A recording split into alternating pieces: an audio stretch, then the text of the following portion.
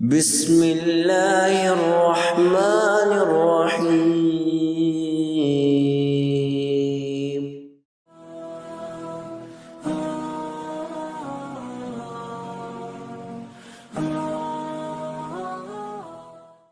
ابن القیم رحمۃ اللہ علیہ اپنی کتاب مدارج السالکین میں فرماتے ہیں، اللہ تعالیٰ نے دنیا میں گناہگاروں اور نافرمانوں کی طہارت اور پاکیزگی کے لیے 3 نہروں کا انتظام فرما دیا ہے۔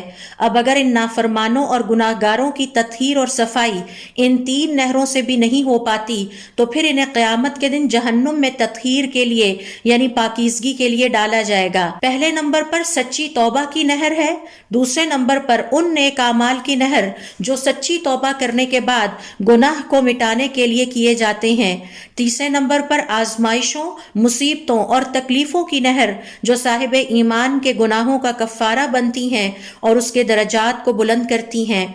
لہٰذا جب اللہ تعالیٰ اپنے کسی بندے کے لیے خیر چاہتے ہیں تو اسے ان 3 نہروں سے گناہوں سے پاک اور صاف کرنے کے لیے گزارتے ہیں۔ پھر یہ صاحب ایمان قیامت کے روز پاک اور صاف ہو کر اللہ رب العزت کی بارگاہ میں حاضر کر دیا جائے گا اور اسے چوتھی نہر یعنی جہنم کی ضرورت ہی نہیں پڑے گی۔